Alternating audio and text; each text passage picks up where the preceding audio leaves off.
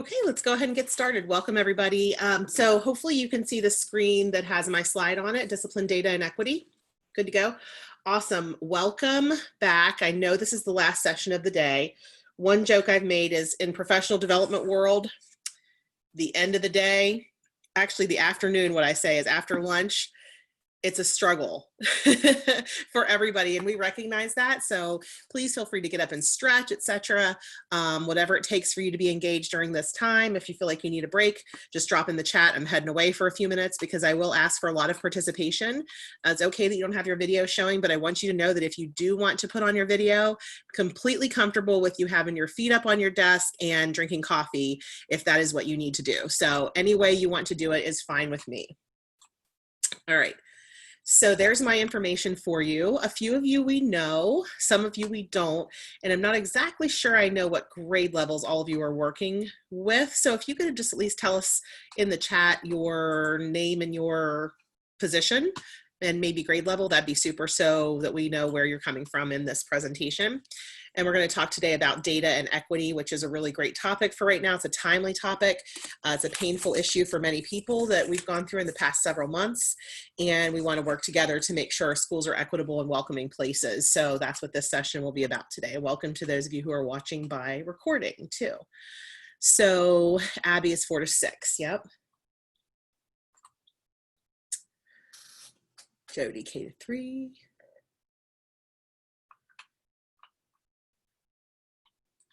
So Darlene, that's teacher assistant.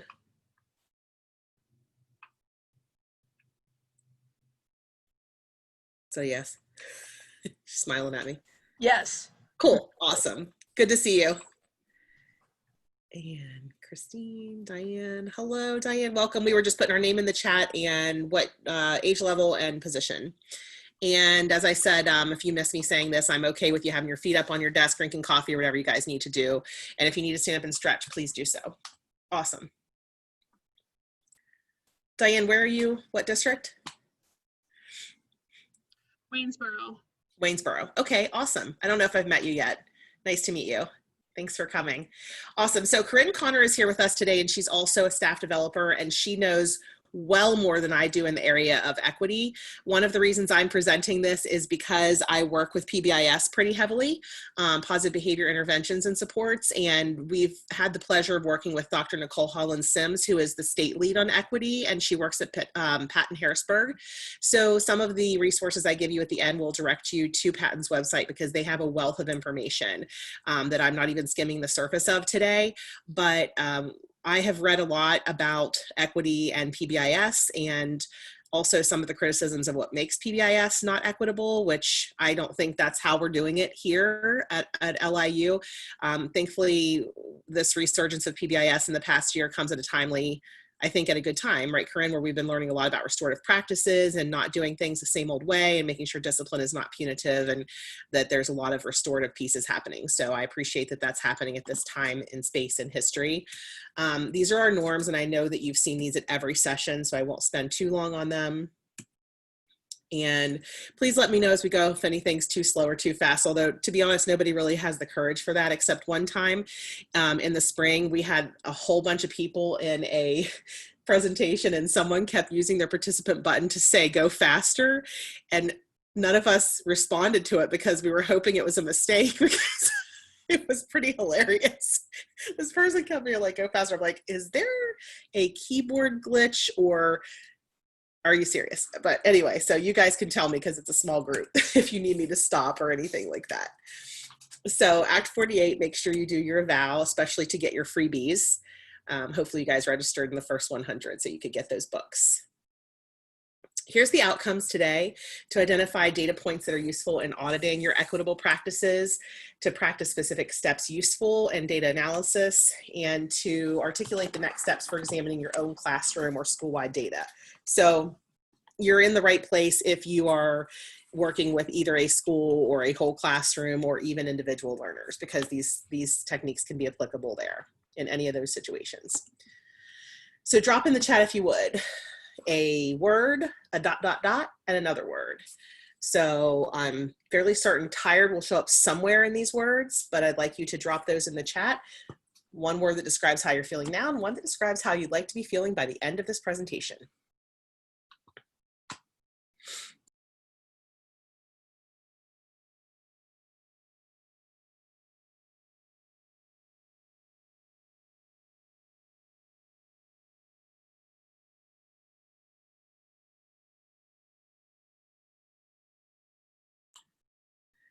Darlene, is peachy now and later? Peachy is now, right? Later, maybe you hope to still be feeling peachy later. Oh, I'm always peachy. It's the kind of person I love. Smile no matter what, right? Keep smiling. Yeah, I gotta keep muting you because I have 5 dogs, and when one barks, they all bark. Totally okay. I completely get it.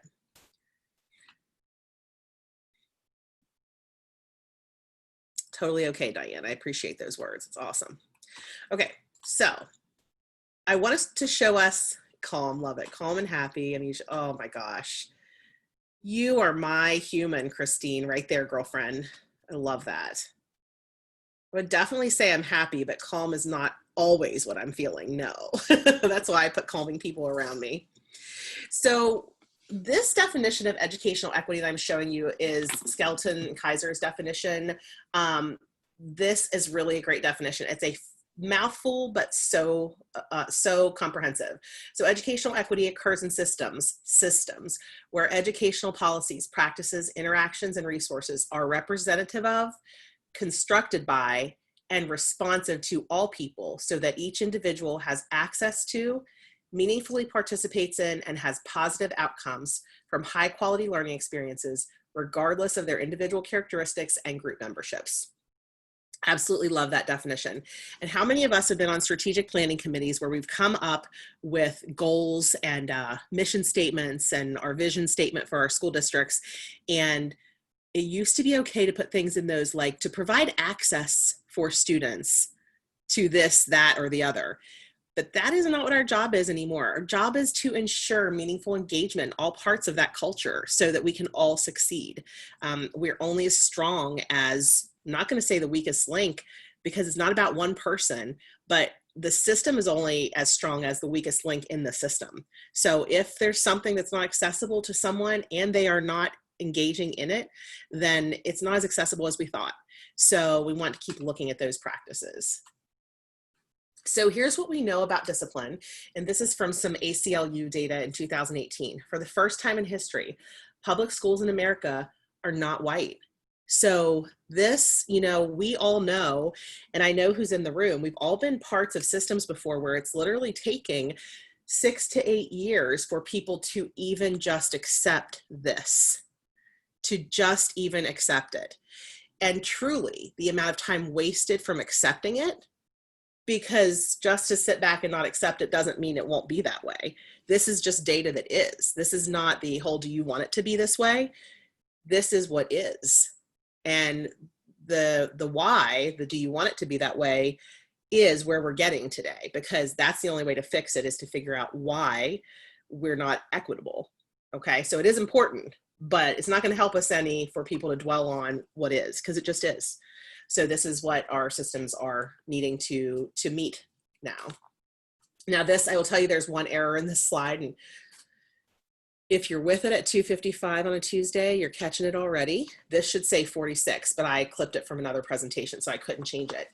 In York County, for every 100 students, 46 days are lost each school year for students with disabilities. And this was in 2018. So it's probably even bigger now. And that's for students with disabilities, and in York County. That's higher than the state number, and obviously much higher than students without disabilities. So we see an inequity here with our students who are disabled.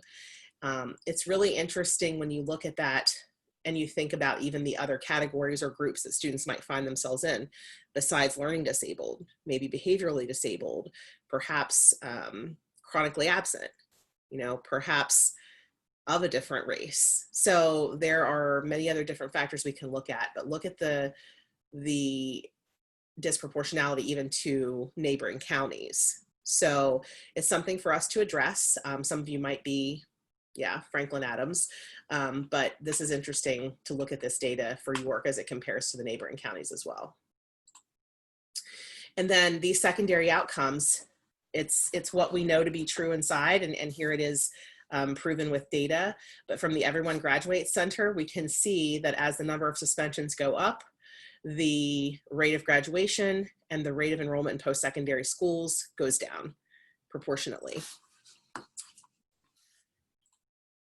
So the data sources we look at, since we just looked at a few data sources, it's really important that these data sources meet these required features so that our data is consistently entered.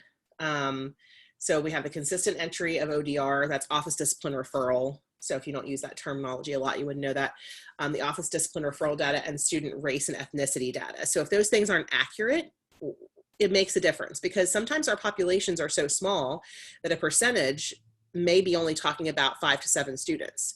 So knowing that we're accurate is important. Some systems like Swiss, if anybody's heard of that, school-wide information system, I was just trained in as a trainer in that last spring.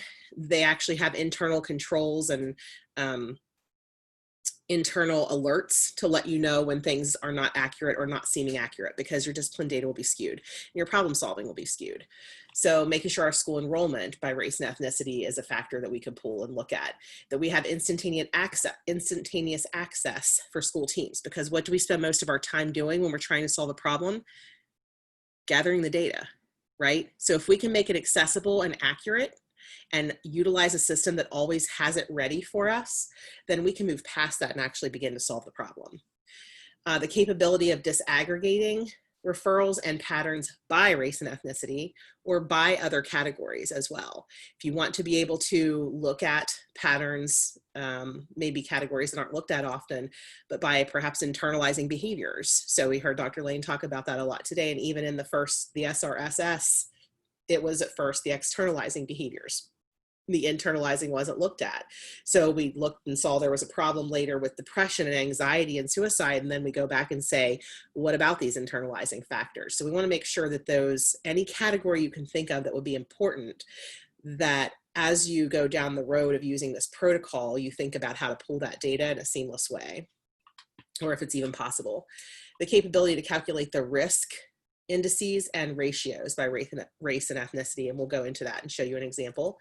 And then other recommended features for your data is that you have standardized forms and data entry. So as a past elementary principal, and please unmute if you want to share anything about this, and Christine was back in Solanco with me at one point, I would say that probably 50% or less of elementary schools have a standardized office discipline referral form, either a virtual, electronic form, or an in-person form. So when I went to Solanco, I said, we need to be able to compare apples to apples to understand trends and needs. So we need to be able to have standardized systems of reporting these things to make sure that we're not reporting in a way that's inequitable as well. So that's important for that reason. And then you can see these other ones. I don't want to read these things that I know you can read and probably have already skimmed over. Systems like Swiss can calculate all this very seamlessly. So if you ever find you're interested in that, Swiss, again, school-wide information system, is a product of PBIS apps. You can find out more at pbisapps.org.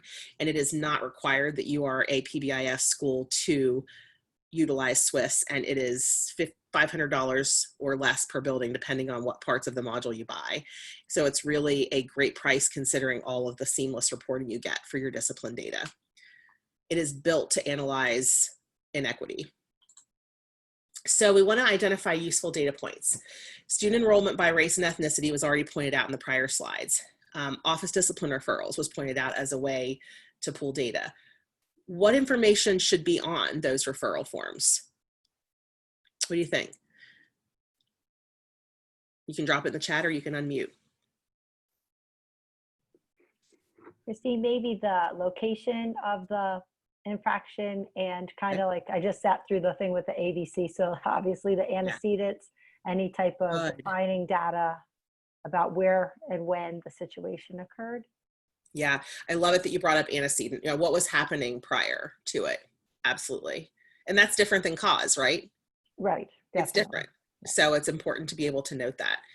Anybody else have a thought for what else should be on the discipline referral? So basically you want to make sure it's the who, what, when, where, and why. And we've been learning a lot more about the why, which would be the perceived motivation of the student. So perceived motivation, again, we're going to make mistakes. As Dr. Lane said, sometimes we're going to over-identify or under-identify need, but the perceived motivation at least gets us a step closer to understanding that behavior is functional and purposeful, and that it's not with just the purpose of attention. Most of the time, if you ask a teacher or parent why the child is doing something, they'll say attention. It's interesting though, because typically when you say that, oh, they're just trying to get attention, people tend to miss the real heart behind that, which is from who are they hoping to get attention from, and why are they hoping to get attention from that person? And if your answer as a teacher or parent is they're doing it to get attention from me, then the next question to ask is, have they gotten attention from me in the past when they acted that way? Now we're getting a step closer to a solution and disrupting that cycle, right? Because what's maintaining the behavior of concern, if it's attention, we dig a little further and just don't just call it attention getting behavior, but we think about what's really behind that. Okay, what attention did they get? How do you know that? And if a teacher begins to ask themselves those questions, they might find out enough that it isn't automatically a referral. Maybe we ask the student if they're older. Maybe we observe it a little more directly. Maybe we have somebody else observe it. Maybe we ask, others that are affected. There are other ways to learn why the behavior is really occurring. What are some other possible data sources you could look at? Drop those in the chat if you would, and I'll keep on moving forward. But what else can you look at to see if there's inequity happening? Just want to see a few thoughts dropped in about that.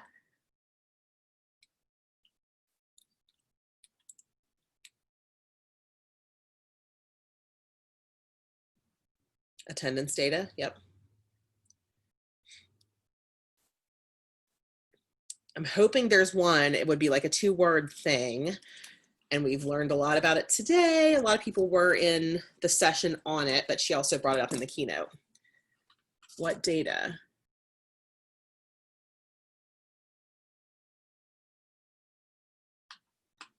Project team. Screening. There you go. Systematic screening. I was hoping someone would drop that in there. And project team data would be outcomes data or monitoring data for your PBIS system, which is fantastic because you want to be able to monitor fidelity of your approach and the outcomes of your approach. The outcomes can be looked at in all of these prior existing conditions, such as the attendance of the student, the past behavioral, the past ODRs earned by a student, their screening scores for academics and behavior. All those things, you'd hope there's a cyclical change in those outcomes that actually got them into the intervention or got them to be addressed. But then you're also looking for the actual outcome data of the system. So the PBIS system, you want to see, who's receiving praise. Can you actually look at the praise to correction ratio?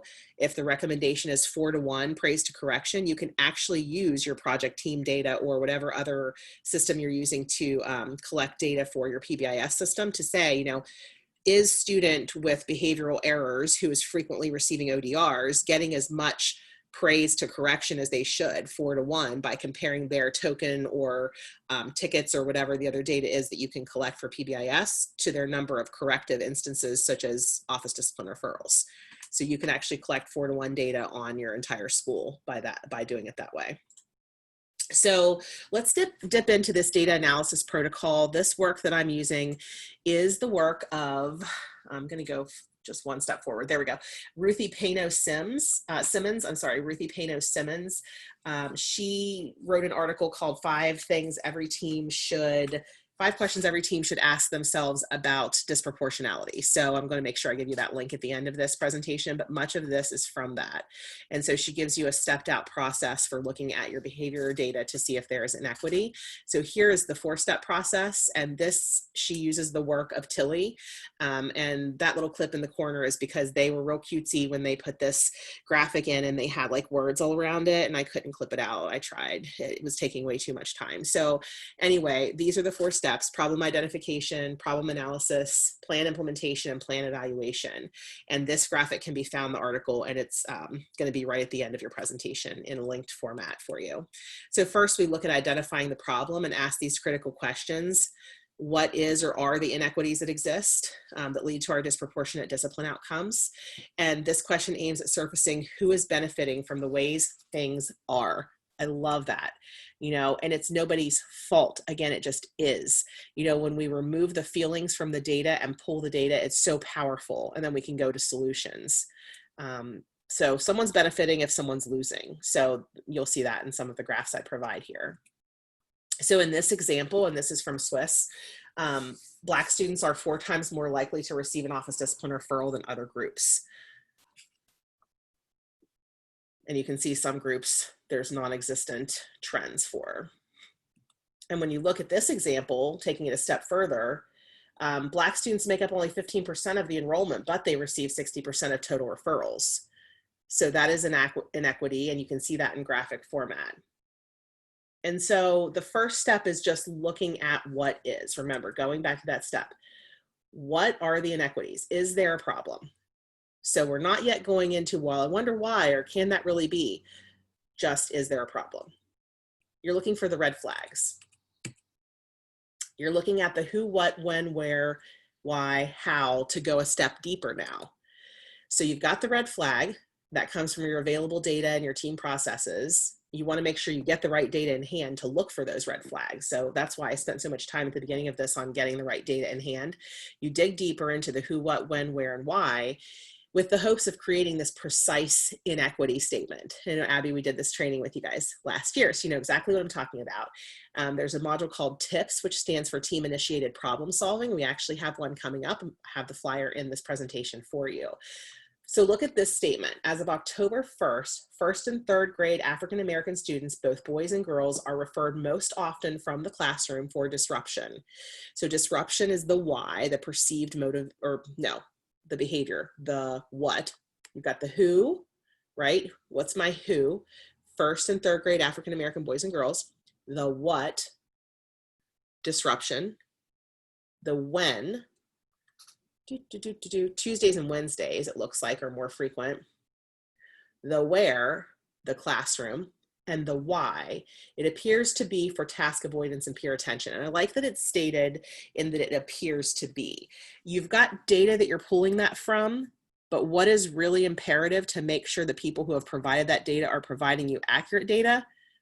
What do you have to do with your teachers for them to identify perceived motivation? Somebody unmute or drop in the chat.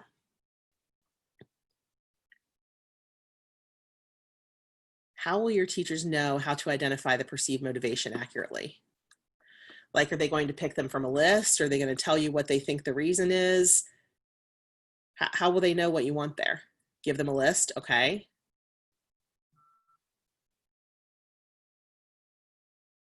So create an office discipline referral, start using it this year, put it in their welcome back packet for them, right? Good to go. They'll use it correctly. No. What do you got to do? Conversation. Teach them. Teach them. Train them, teach them. I mean, I don't know. You guys know better than I right now, but in the climate we're in right now, do you think if you said perceived motivation to a teacher that they would know what to put on the ODR? First off, let's not be dangerous and rogue here. Let's put a list down for them, right? And let's get that list from best practices. Yes, define the terms for them at least. Tell them about where this information comes from, because it's like, oh, did Miss McCullum make that up? Like, she, you know, she made up that little checklist you can pick from. I knew that. She's a champion of kids, and she doesn't care about her teachers. She just wants us to think why they're so sad and all this stuff. Because the way you need to make sure you tell them where this comes from, you know, like, what are the found typical motivators, the functions of behavior. And, you know, these are the typical functions of behavior. This is what the science shows us, that these are the reasons people choose certain behaviors, adults and kids included. So you train them, okay? Because you got to train them, you got to provide the list, and then perhaps define the list. Super important. Okay, step 2, why is there a problem? So now we're getting deeper. Why is the inequity occurring? What is it about our people, policies, and practices? Love this, those 3 Ps. People, policies, practices that is contributing to the inequity, and who is at the table. So I will tell you, I sit here as a white female. I'm wearing white privilege every day, every minute of every day. I don't know what I don't know. I would make darn sure I have people at the table that can help me find it out and feel it differently than I feel it. Okay. So, we have a school we're working with some very deep systemic things they're looking at. And every time we have the conversation, they want a quick solution because they're human and they want to do the right thing for kids, but it's not quick. And the conversation is the work. And the biggest miss we can have is not having the right people at the table. Who's missing from the table is what you should be asking yourself constantly with inequity, because the conversation brings about change. And if they're not there to converse, we don't know what to look for. So if kids are disenfranchised and frequently disciplined, when are we talking to them to get their input? When are we learning how they feel about it? That's only one stakeholder group though. Many different ways your mind can go with that. So in systems problem solving, I love this quote: as school leadership teams develop goals and objectives, these critical questions focus on systems, not on fixing students or teachers. We assess systems, practices, and outcomes. How can we identify the why this is happening? Here's one example of a place that you can look at for the why. PBIS schools use something called a tiered fidelity inventory. In this example, the team would drill down into their TFI score, and they notice some item scores that are related to implementation. They're not sufficiently in place. So they've just simply looked at the results of their TFI, and we do that as baseline and then progress monitoring as we go on. And they notice that they're not getting very high scores for the implementation of discipline policies, feedback and acknowledgement systems, and student, family, and community involvement. And you're probably thinking in your mind ways that each one of those could be connected to inequity somehow. So this is giving you another red flag to dig deeper, and dig deeper. So, okay, what about our discipline policies? I wonder. Let's find out more from our stakeholders about why they rated those low. Is there some way we can get someone at the table who feels that way so we can learn more? Getting them at the table doesn't mean in front of everybody or in any kind of embarrassing manner, but how can you find out more and understand what that was about, that lower rating? Or maybe as a team already, as a PBIS team, and that's only just in the PBIS example. So again, how can we identify the why? I'm looking for you to help us learn from each other here. Where else could you find out more about systems or practices that may be contributing to or reinforcing inequity? And this is a good spot for discussion. I'm happy for you to put it in the chat, but I'd love to hear your voices. Where can we look for that why? So while you're thinking, let me go back for just a second and show you what we're looking at. We looked at step 1, which is there a problem? Step 2, why is the problem happening? Where can we look? What other places besides a tiered fidelity inventory, that's only one example, can we look for why these things are happening? I do a lot of school counseling data to see how my program is progressing and making sure that I'm staying within the aligned ASCA model. But from that, I've done attendance this year, and we looked at attendance last year. It was not great, like at all.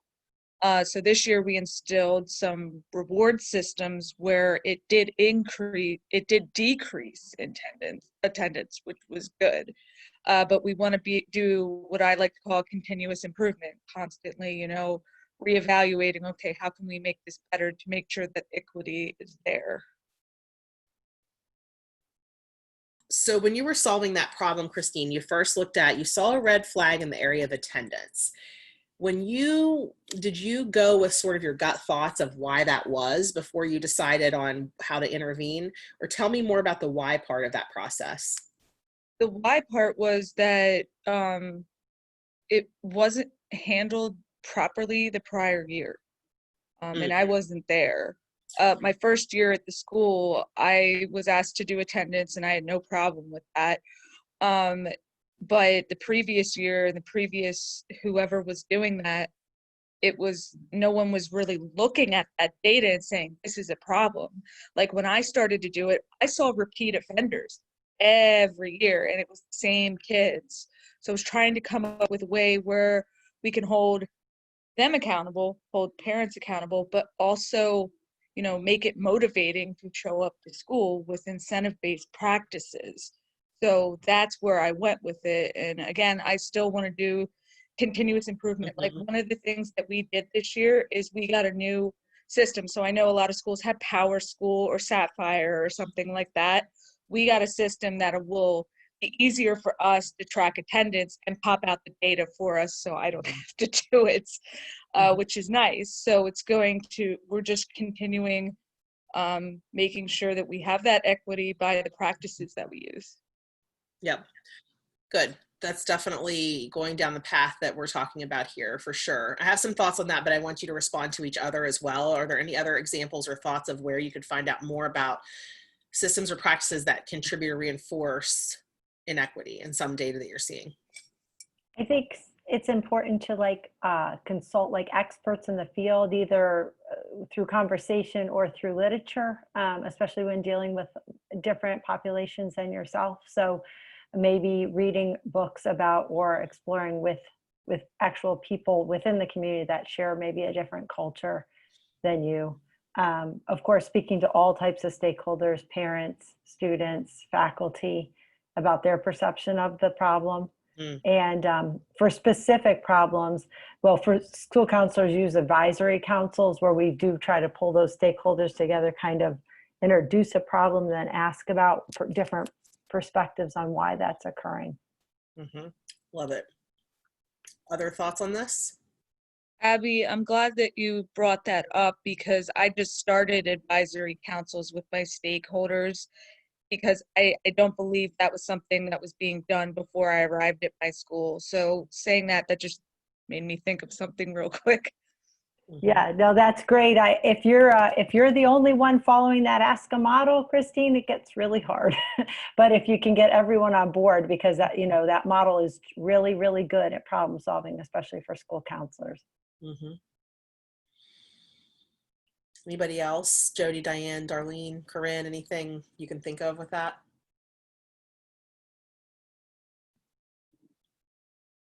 Here's something my mind goes to. A great tidbit that I should have put in a slide is that the D's of disproportionality, 3 D's of disproportionality: defiance, disrespect, disruption. Defiance, disrespect, disruption. Think about how differently educators might define those. If you sat folks down and had them write a definition to that, the definitions would be very diverse. So when you explain those to teachers, it goes back to, it really rings true, and teachers seem to really get it when you explain that. When you explain to me, I thought, oh my gosh, it makes so much sense. It's about where I came from and what I was expected to do and how I was expected to act. It goes back to all of our experiences, and our experiences are so very different. So what looks disrespectful to a Caucasian student may not look disrespectful to an Asian student, and vice versa. When you look at the why, or the what in your behavior data, the type of behavior that's being shown, or the perceived motivation, keeping in mind, if we don't ask the student or know enough about them, our perceived motivation may be inaccurate, first off. And second, that the what, if it's heavily, and I'm sure it is in most schools, one of those D's, defiance, disrespect, disruption, that we've got a lot more defining to do about those terms. And we've got a lot of asking ourselves, what about these systems is perpetuating that inequity that we see in this data? When you look at data like this, can we find out a little more? Can we find out a little more about what behaviors we're talking about? There's a drill down tool in Swiss where you can go deeper and deeper. Okay, let's look at our Black students and the rate of referrals. For what? How often? Where? And looking at whether that number of referrals is the same students or a variety of students. And then I wonder, what is it about those students' experiences that are causing them to have these types of referrals? Is there a way to fix it that is more educative in nature than it is punitive in nature? Is this about understanding the way different cultures feel and act in certain situations? Is it about a power struggle between a perceived fan of that student or not fan of that student, or fan of that group or not fan of that group?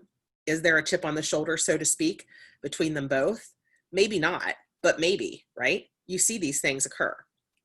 Corinne, let's see what your thought is there.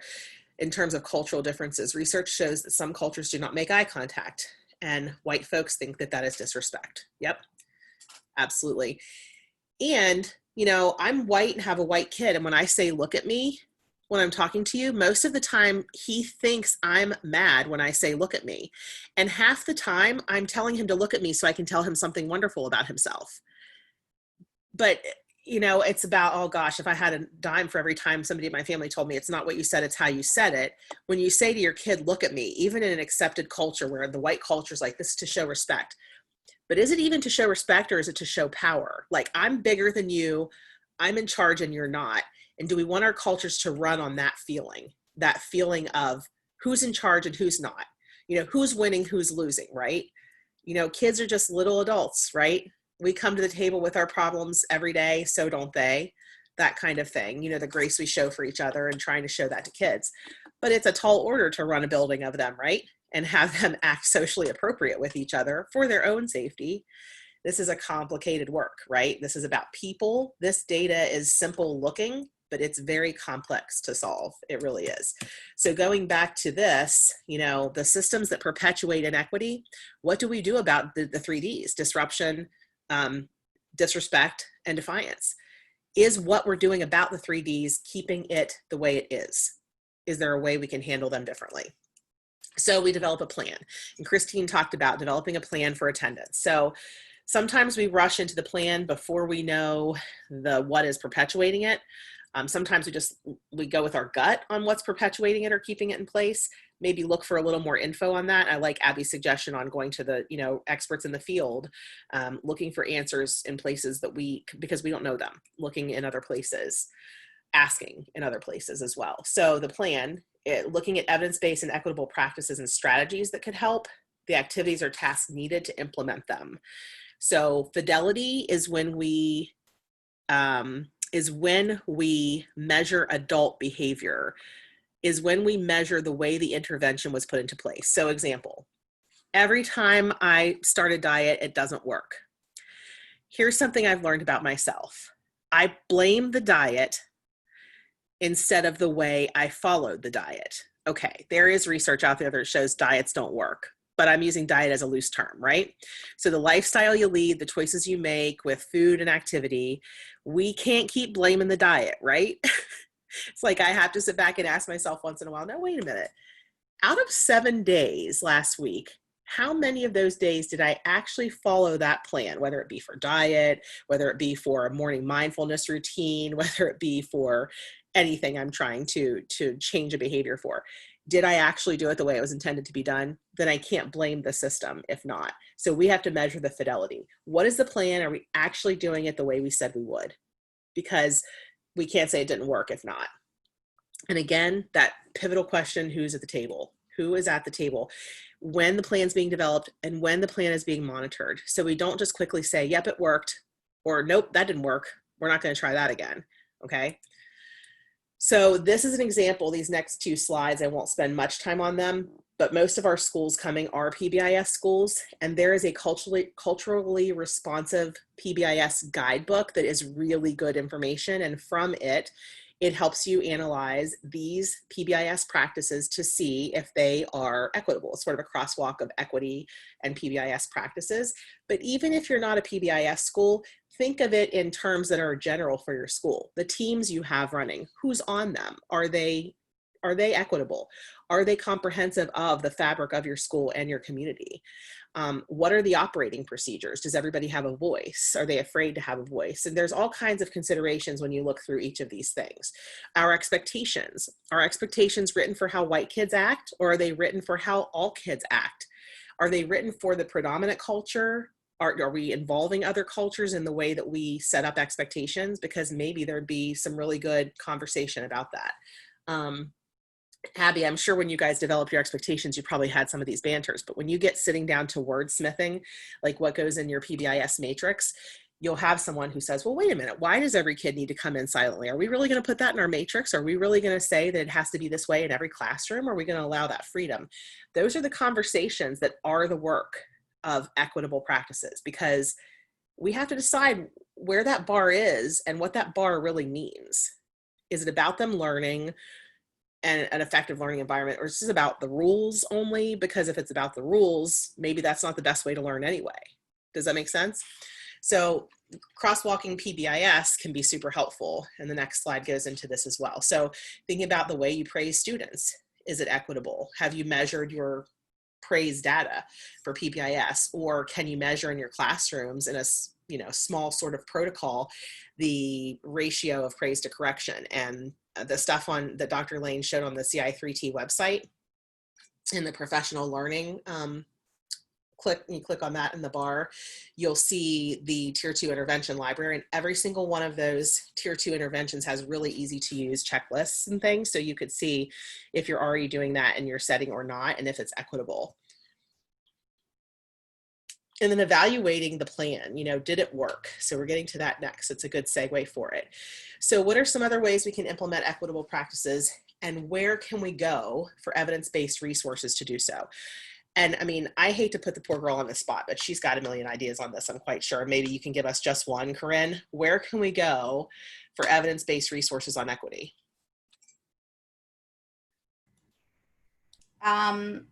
If you, see, now you did put me on the spot, and I'm like, okay, well, we'll talk for a second while you think, because this will probably. I found like this website. Mm-hmm. You talk. Well, so I was going to tell everybody that if you look on PBIS.org and also on the patent website, both are linked up right at the end here, you're going to see somewhere in there a link on SEL programs that are more equitable than others. So that's one place you can look at our local resources to see, and then even like What Works Clearinghouse and the National Intervention, and I'll look up that in just one second. NCII, that's what I was thinking, the National Center for Intensive Intervention. Yes, so you can look for how these interventions are rated for equity. And these can be school-wide, these like tier 1 interventions. SEL curriculum is tier 1. So, positive action, you could look at for like, how's that rated for its equitable practices? Is this written for predominantly white kids? One really silly example, I used to be a school counselor as well, some of you in the room, and I used to give the KBIT, the Kaufman's Brief Intelligence Test. And, some of the questions on there, if you lived in a city, you would never know what they were. Have you done, Abby? Same. Like, I remember when I gave that 10 years ago, and they had like a lasso on there. Okay, so what city kid knows what a lasso is? No. So that's just one example of, programs and assessments that are not equitable. And we have to look and kind of measure them against, what the data shows. Is it really an equitable practice? So SEL programs is one thing you can think about. And there is now good evidence out there for them as to whether or not they're equitable. Anything else, Corinne, you want to add, or is that pretty much? Does Castle have stuff on their website too? I don't know, but that's a good place as well. I know a lot of places to look for PBIS practices, and being sure that you're crosswalking it, and I'll show those resources coming up here. So, but yeah, Castle, that's the SEL Center on SEL, which is a really good place to look as well. All right, so step 4 is evaluating the plan. How do we know if it's working? Again, who's at the table when we evaluate this? What counts as data? Are we looking at, it's really about hearing the voice of your team, in your PBIS teams, in your school improvement teams. If you don't have those teams built, beginning to have that really good, robust conversation. Who's not at the table telling us whether this is working or not? So when we measure the outcomes, again, looking at fidelity versus outcomes. The fidelity is, did we do what we said we would do? Did we do it the way it was intended to be done? And the outcomes, we go back to what got them in it in the first place. The things that indicated that this intervention was needed or this plan was needed. Even bigger, small things you're doing for equity, you want to measure them. Who's at the table analyzing the data? And then don't just analyze and say it did or didn't work. The next step is revising the plan. So now what? Do we try this with another population? Do we expand the use of this? Do we make it part of our fabric, our systems, and our procedures at our school? So if you're using something like responsive classroom and you're trying to measure how that works in one setting or one group as you start to use it, or maybe it's used in all the 4th grade, but maybe 3rd grade has never used responsive classroom because none of those teachers were trained in it. Is there a way that you can utilize some of those processes and see if they're working or making, classrooms more approachable and, your participation more robust. If you can measure that in some way, and tips will help with that. So I'll show you that next. It really simplifies for you how you can measure whether things are working or not. Then maybe you replicate it and say, these are the expectations of the school. We expect to see this kind of participation in classrooms, but you don't want to implement something full scale that you're not sure if it's going to have the results you want. So this is a great way to do that. So your next steps might be thinking about how this data analysis protocol could be applied to your school or your classroom. And then thinking about any additional takeaways. I want us to come back to that for a second just to discuss in just a minute here. But just remember that your healthy teams use data for solution-focused thinking. You grow in the direction you most frequently ask questions. It's not so much about the solutions, but about the questions you continue to ask at a team level that bring about the solutions. You change through those hard conversations. Those are the work. And TIPS stands for Team Initiated Problem Solving. Shonda Talene, who is a behavior consultant, she did PBIS for over 20 years, I think, at Capital Area IU. And she's now at Patton working on equity and behavior. And she is doing a training for us on TIPS on August 10th. The link is live now in Act 48. It's a one-day virtual, and honest to goodness, it's the best engagement for a full-day virtual I've ever seen. She keeps you really busy and working on solutions and breakout rooms and all that good stuff. So she's the presenter, and then Phyllis, Jen, and I will be there supporting, and this describes what TIPS is about. It works you through a protocol from start to finish of developing a precise problem statement and measuring whether that statement, whether the intervention used made a change in that precise problem. So I'd love to have you there if you'd like to check that out. These are the resources I said I would have for you. The 5 questions every team should ask about racial disproportionality. And that was the gal who I told you yeah, I'll go back to her name in just a moment. But that is what I took most of this presentation from. Using discipline data within school-wide PBIS to identify and address disproportionality, a guide for school teams, is a little more focused on PBIS than this article. So those of you doing that might want to check out this protocol.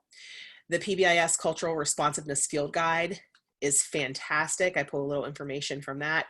There is a culturally responsive school-wide PBIS self-assessment tool and action planning document at midwestpbis.org, and I also put it in your folder for handouts. And then the PA Equity and Inclusion Toolkit, which is available on Patton.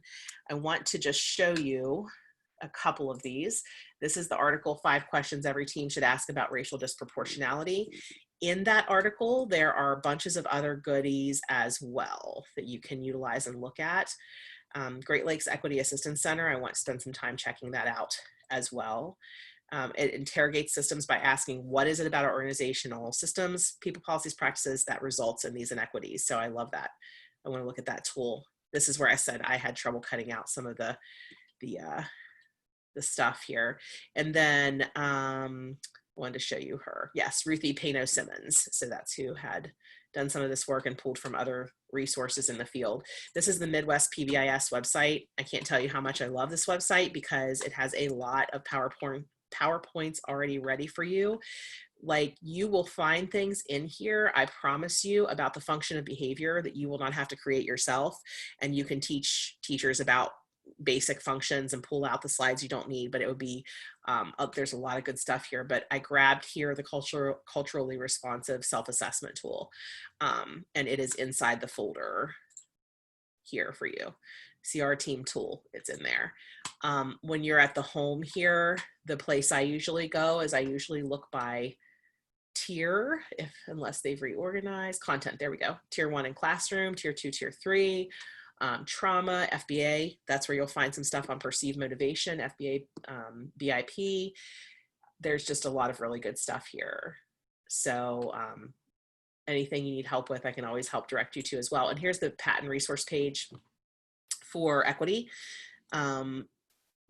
There's a wealth of information here, and they have been building this all summer. So some of the information is new as well. So here's even COVID evidence-based resources. Really good place to look for any needs you have in this topic. So I would just love to know, reminder about your evaluation, that you have to do that by July 31st. I'd love to know any questions or discussion that you might be thinking about, or any takeaways from this session when you stand back from it a bit and think about what we've talked about.